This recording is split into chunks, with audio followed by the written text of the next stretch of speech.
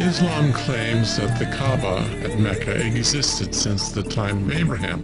No proof supports this claim, since there is not one inscription or archaeological discovery older than the 3rd century AD at the Meccan location. Mecca apparently was uninhabited during ancient times. In the 2nd century AD, a dam was breached in Marib, a city in Yemen, forcing the Khuzā tribe to migrate from there to the location where they later founded Mecca. Because no temple existed there, the Khuzā tribe erected a tent in which to worship. In the same location, the Kaaba was later built. In the 4th century, they started to build the city of Mecca. King of Yemen, Abu Karb Asad, or Tuba, came to Mecca in the 5th century. He built the Kaaba similar to a Kaaba found in Yemen. Tuba ordered a mir from Azad to complete the interior of the Kaaba. Abu Karb Asad covered the Kaaba with a curtain, or kiswa, which was the second most important step after building the temple itself. Muhammad tried to identify Abraham with Mecca and the Kaaba in order to gain respect for Islam. In Quran 2, verse 127, he said that Abraham and Ishmael built the Kaaba at Mecca.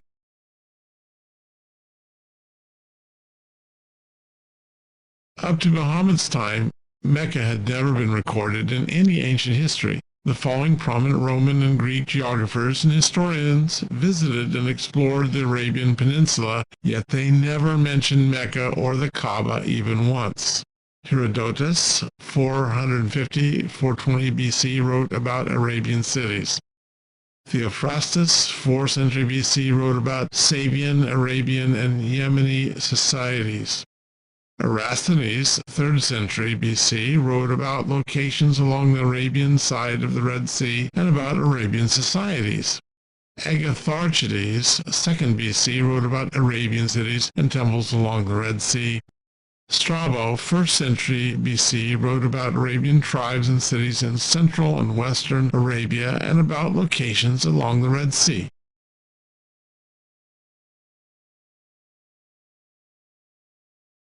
Pliny the Elder, 1st century BC, wrote about 92 regions, cities, and tribes of Arabia, but did not mention Mecca.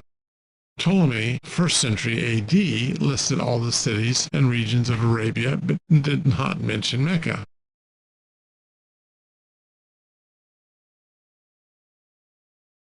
Muslims claim that the city of Makaraba, mentioned in Ptolemy's geography, was actually Mecca. But Makaraba could not be Mecca, since Ptolemy wrote that Makaraba was the 6th city south of Yathrib and further south than Karna, the capital city of Ma'in, a kingdom in Yemen. No trace of pre-Islamic Mecca can be found, neither in archaeology nor in inscriptions, scrolls, and reliefs from the ancient empires that conquered Arabia. The Roman Empire attacked western Arabia along the Red Sea in 23 BC. The Assyrian Empire conquered northern Arabia in the 8th and 7th centuries BC. The Babylonian Empire conquered the Hejaz under King Nabonidus 556–539 BC. The Persian Empire conquered northern Arabia during the Achaemenid era, 6th century BC. No ancient city or country in the Middle East failed to leave remnants of inscriptions, buildings, or archaeological objects. For instance, remnants of Dedan, northern Arabia, the 9th century BC. Remnants of Khaybar, western Arabia, in the 8th century BC. And then remnants of Tema, northern Arabia, 1st century BC.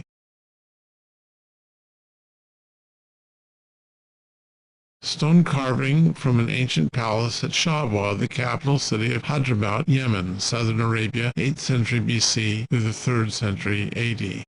Ancient Khaybar Dam. Palace of Petra, carved out of solid rock by the Nabateans, Jordan, 2nd century BC.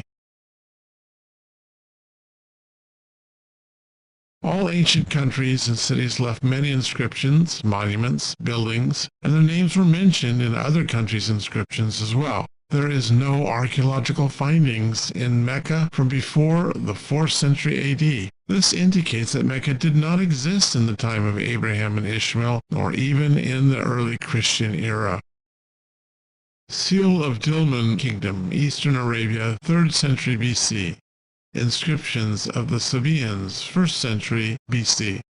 Remnants of the Dilmun Kingdom, 3rd century BC. Ancient fort of Mahrib, Ma'in Kingdom, Yemen, 1st century BC. Inscription of the Magan Kingdom, southeastern Arabia, 3rd to 2nd century BC. Mahram Bilqis Temple, Mahrib, 1st century BC. Remnants of ancient Kingdom Magan, southeastern Arabia, 3rd to 2nd BC. Ancient Dam of Mahrib, Ma'in Kingdom, Yemen, 1st century BC.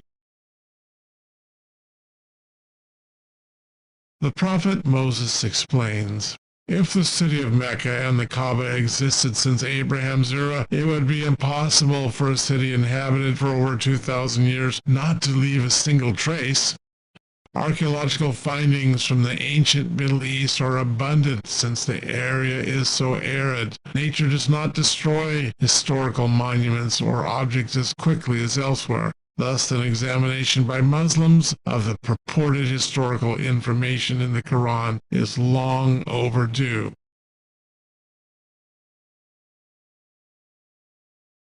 In the Torah, I mentioned many tribes, cities, and countries of the Middle East, and I surely would have mentioned Mecca and the Kaaba if Abraham had been there. Since there was no city anywhere near Mecca in ancient times, that area was uninhabited. Camels need to drink at least every 100 miles. Without any city within 100 miles of Mecca, it is not likely that Mecca was a caravan stop until a century or two before Islam. Abraham never stepped foot in Mecca. The Bible explains that Abraham lived last in Hebron, the main city in southern Canaan, until he died and was buried in the cave of Machpelah, Genesis 25, verse 9, near Hebron, 1,000 miles from Mecca.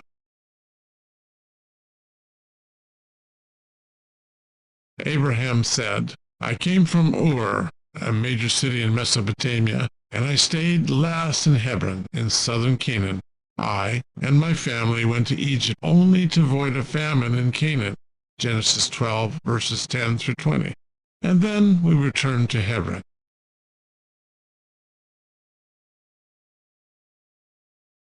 If I had built Mecca in the 19th century BC, that would make me the first builder of any city in Arabia. If this were true, such a great achievement would have become family lore and would have been recorded by Moses in the Torah. Ishmael said, but the Torah never mentions it. All the prophets of the Old Testament never said anything about it as well.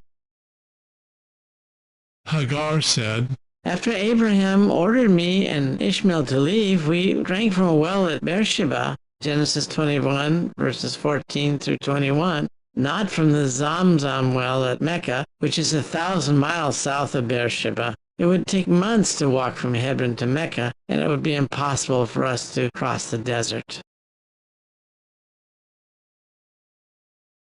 It was not possible for us to carry enough water to walk 1,000 miles. Moreover, Muhammad's grandfather, Abdul Muttalib, only dug the Zamzam well in the 7th century AD, well over 2 millennia after my father's era.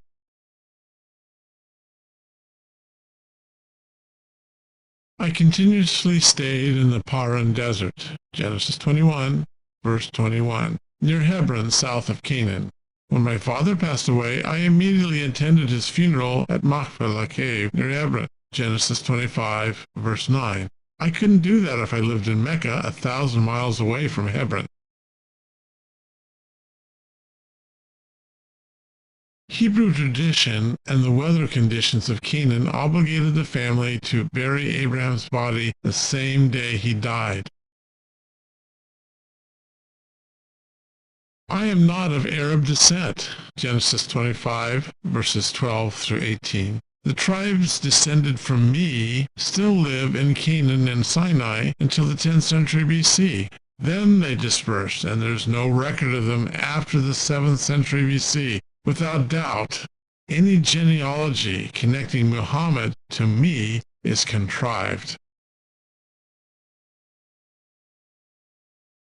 In the 5th century AD, Qusay ibn Kilab, eighth in the line of descent to Muhammad, gathered allies from various Yemen families and established the Quraysh tribe, which is Muhammad's tribe. This tribe migrated to Mecca in the 5th century. Mecca had already been built by the Qusay tribe in the 4th century. Let's go to Mecca. Muhammad denied being the descendant of Abraham or Ishmael. I only know 17 generations of ancestors, that is, up to Al-Datar bin Kanana. Anyone who says more than that or adds further to that must be lying.